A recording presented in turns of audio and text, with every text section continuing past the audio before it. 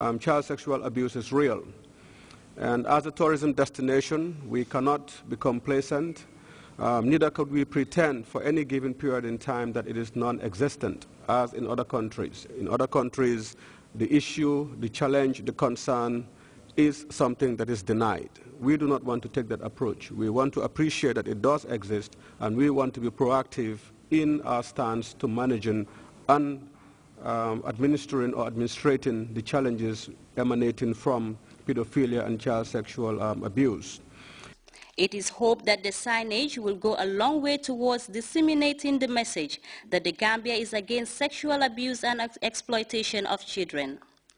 Child Protection Alliance, as collaborators in the fight against the issue, further pledges its institutional commitment to curb the menace. All of us have an obligation, one as citizens of this country, but also as parents and as guardians, as primary duty bearers, to protect our children from all forms of abuse and exploitation. Other partners in the crusade include the different security outfits, the Travel and Tourism Association, as well as the Gambia Hotel Association.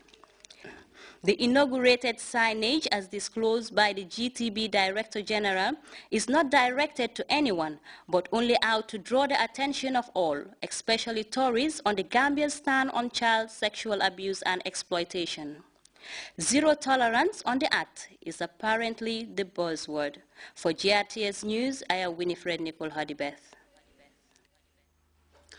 UK-based Gambian actress Mrs. Fatima Jabi is in Banjul to premiere her movie entitled Battered.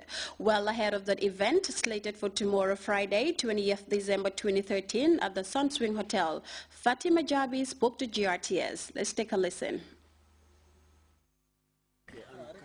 It's an honor. When you represent your country, there's a lot of pressure on you, but then when you win, it's an honor. I'm very honored to represent Gambia, and God has blessed me with a lot of stuff. But again, I keep saying to myself, every opportunity that I have because Gambia gave me the first opportunity. Well, time now to take our first break. We'll be back with news from outside the Gambia.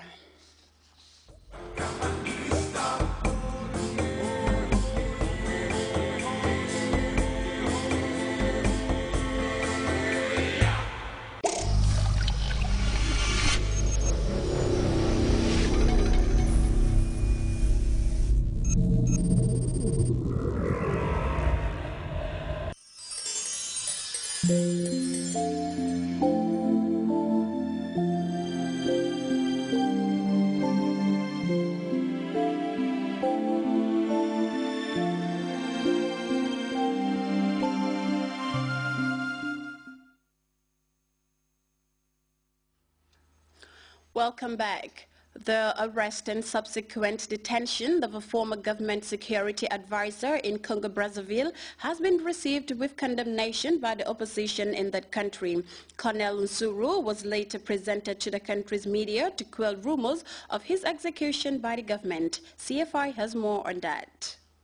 There was massive traffic in Congo's capital Brazzaville on Wednesday while Colonel Marcel Nsuru was being transferred to the prosecutor's office.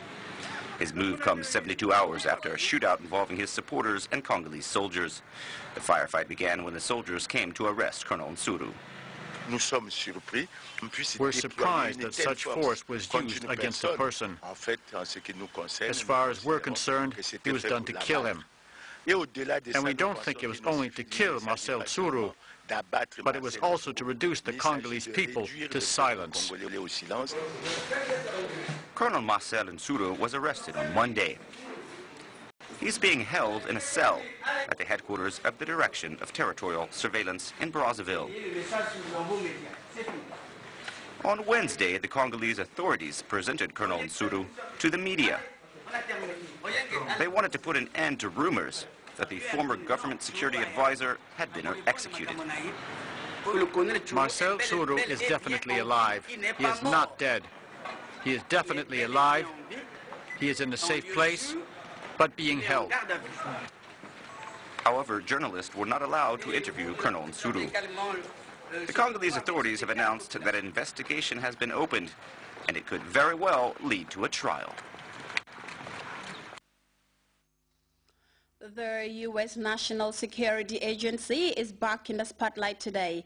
President Barack Obama has more than 40 recommendations to consider on how to change intelligence gathering. It comes from a select panel put together by the White House in the aftermath of the Edward Snowden leak controversy. CNN's chief U.S. security correspondent has more on that. Already battered by stinging headlines day after day over NSA spying, today the panel the president himself ordered recommends the NSA be subject to stronger accountability and transparency.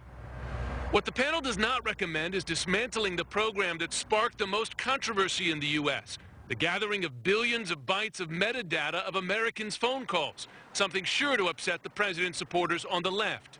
Instead, the panel, made up of intelligence and legal experts, recommends Congress pass legislation requiring phone companies to hold the data rather than being held by the NSA, and that the NSA be limited to gathering foreign intelligence on foreign targets. The message to the NSA is now coming from every branch of government, from every corner of our nation. NSA, you've gone too far. To help restore U.S. credibility abroad, the panel suggests sweeping reforms, including striking agreements with allies such as France and Germany on what spying among friends is acceptable and what is not. The panel says monitoring of foreign leaders by the NSA should require approval directly from the White House. The report follows a bruising meeting at the White House Tuesday with executives from the country's largest tech companies. Sources tell CNN's Jim Acosta several of those executives said they flew to Washington to voice their concern on government surveillance, hurting their bottom line abroad to the tune of $35 billion in lost business. But several were frustrated with the White House's focus on the troubled healthcare.gov site. At that meeting, sources say the president said one thing he is not considering is a pardon for NSA leaker Edward Snowden. We now take our second break.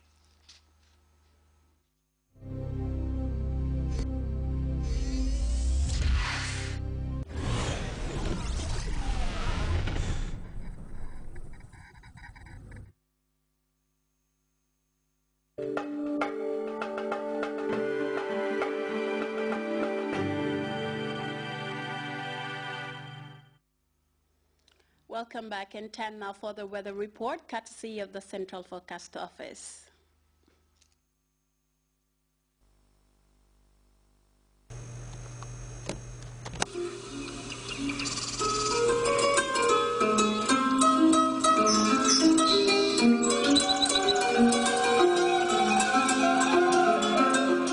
The source assures us of a continuous flow, and from there, everything follows.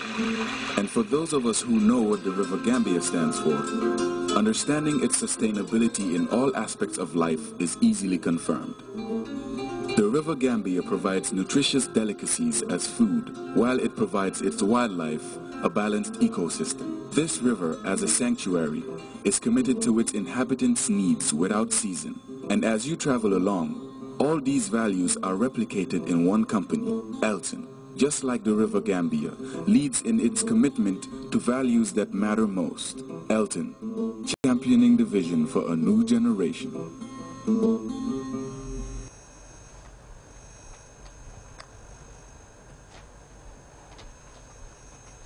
Good evening, viewers. Welcome to the weather segment. The Gambia today was relatively warm and mostly cloudy across the country, and the satellite picture indicates stable conditions over West Africa, while some convective activities over the southern part of the continent. This will eventually cause rain and thunderstorm in the affected areas.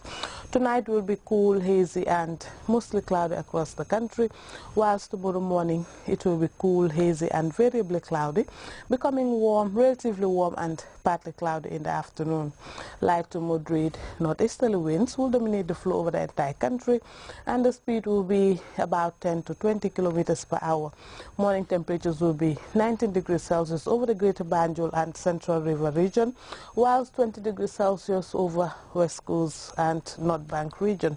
Lower River will record 18 degrees Celsius, likewise Upper River region. Afternoon temperatures will be 30 degrees Celsius over the Greater Banjul area, 31 over the West Coast